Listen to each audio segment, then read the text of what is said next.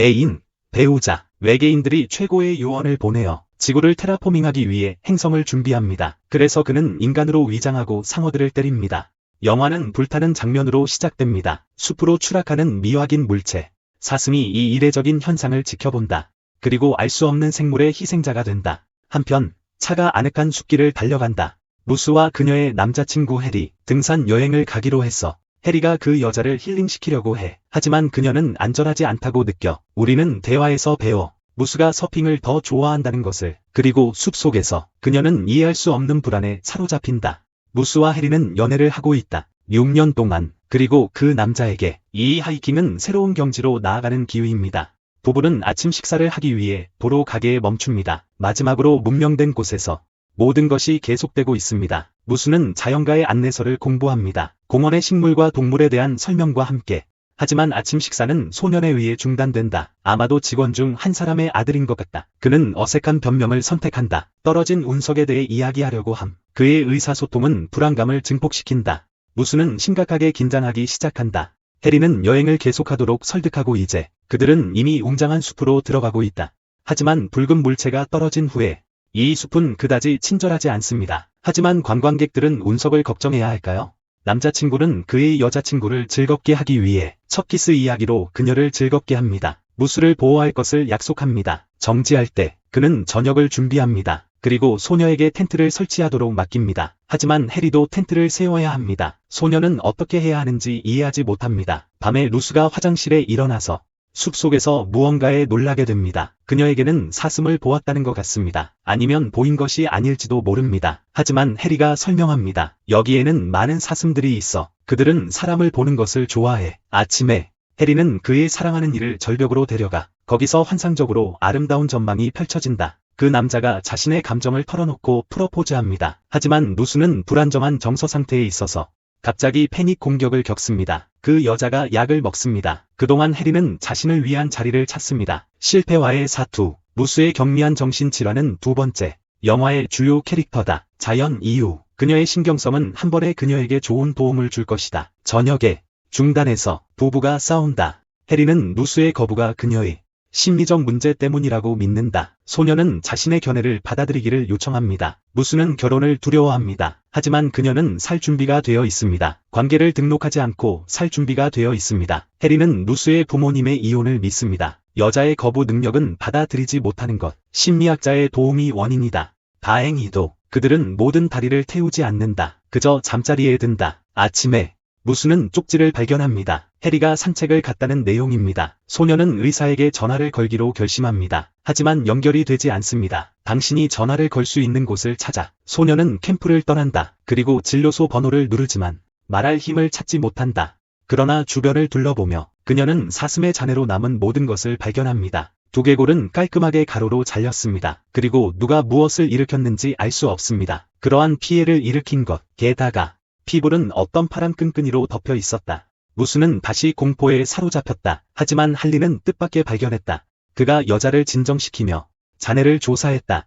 그리고 저녁에 정류장에서 참고서에 나오는 사슴의 질병, 신경질적인 여자친구를 마침내 진정시키려고 노력합니다. 다시 결혼에 대한 대화가 나오게 됩니다. 그리고 그 커플은 일시적인 휴전을 결론 내리는 것으로 보입니다. 아침에 해리가 아침을 준비합니다. 루스는 숲속으로 사업을 하러 들어가지만 갑자기 작은 동굴을 발견합니다. 바닥에 소녀의 관심은 이미 익숙한 파란 슬라임으로 끌립니다. 루스가 뭔가를 보고 돌아섭니다. 한편으로 해리는 혼자 식사를 합니다. 시계를 힐끔 쳐다봅니다. 곧이어 젊은 남자는 찾아 나섭니다. 그의 노력은 빠르게 성공으로 이어집니다. 루스가 숲속에 서 있습니다. 차분하지만 외계적인 모습. 얼마 후에 그들은 밤을 위해 멈춥니다. 이미 밤이었기에 해리는 텐트에서 홀로 깨어납니다. 그는 다시 여자친구를 찾아봅니다. 그리고 소녀를 발견합니다. 혹은 오히려 루스가 칼로 해리를 찌르려고 하지만 시간을 멈춥니다. 그녀는 손에 든 칼을 설명합니다. 야수를 두려워하는 그녀의 공포로 동굴에서 돌아온 후에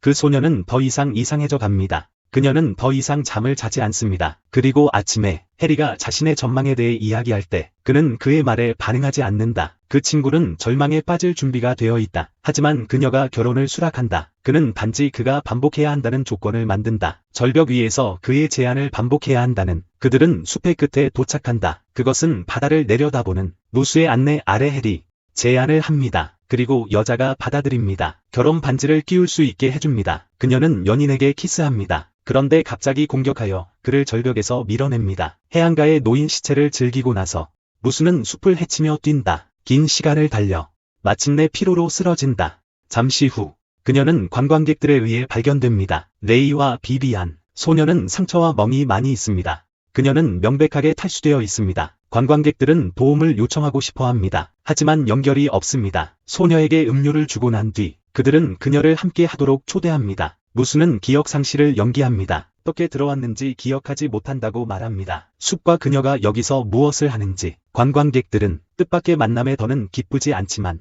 낯선 사람의 수수께끼를 풀려고 계속하기로 결정한다. 비비안은 누수와 이야기하려고 노력하지만 모두 무익하다. 소녀는 커플이 가진 나이프만을 바라보고 있다. 결국 관광객들은 도움을 구할 방법을 찾기로 결정한다.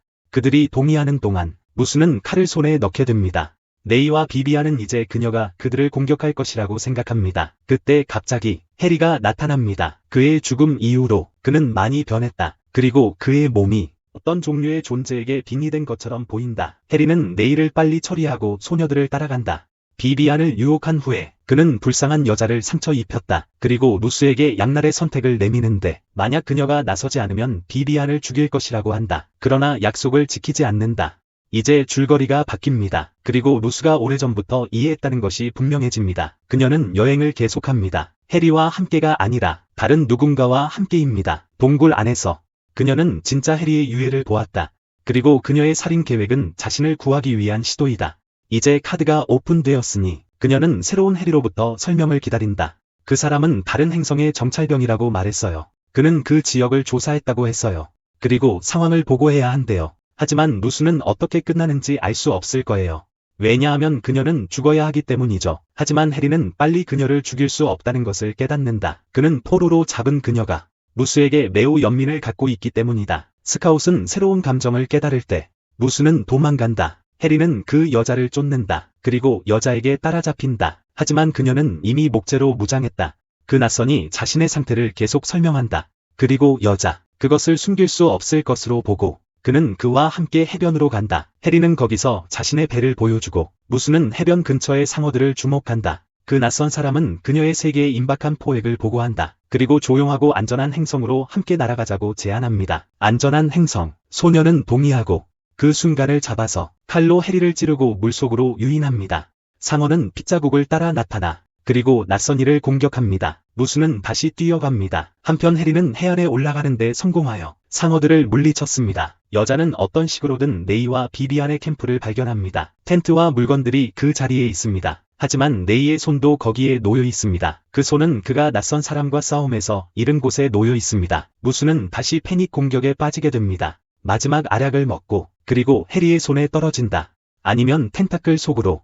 외계인은 누수를 동굴 속에서 둥지에 넣는다. 그는 곧 해리의 몸을 변형시킬 것이다. 무대 삶에서 룻 대신 해야만 했고 이 이방인은 뿜어낸다. 사랑에 관한 철학적인 독백을. 그는 서서히 룻으로 변모하며 그녀의 정확한 복제가 된다. 그리고 여자들은 이미 포기한 것 같았어요. 하지만 자신을 보며 갑자기 자신의 모든 약점을 기억합니다. 적에게 현실에서 그를 기다리는 것을 알려줍니다. 그 소녀는 자신의 두려움과 고통에 대해 이야기합니다. 그 이박의 이반자가 받은 경험들, 몸과 함께 그녀는 감정을 담아 일을 행합니다. 그녀의 말 속으로 자신에 대한 모든 증오를 쏟아내면서 잔인한 세상 앞에서 자신의 무력함을. 갑자기 낯선 사람이 패닉 공격에 빠진다. 그리고 마법약이 떨어졌다. 누수는 끈에 갇혀있는 자신을 해방시키는 데 성공한다. 동정을 표하면서 그녀는 외계인을 속이고 있다. 그리고 여러 부상을 입히는 데 성공했고 그녀의 의견에 따르면 생명과 양립이 어렵다고 생각되었다. 누수는 숲에서 나와 운전대를 잡았다. 하지만 어떻게 우리는 이게 진짜 누수인지 알 수 있을까? 외계인이 지금 그녀와 똑같이 생겼기 때문이죠. 단순해요. 소녀는 동굴에서 나올 때 자켓을 입었어요. 차 안의 라디오가 시끄러워지기 시작하고 누수는 낯선 사람의 목소리를 듣게 돼요. 그녀를 위협하기 시작하는 사람. 차는 숲을 빠져나가고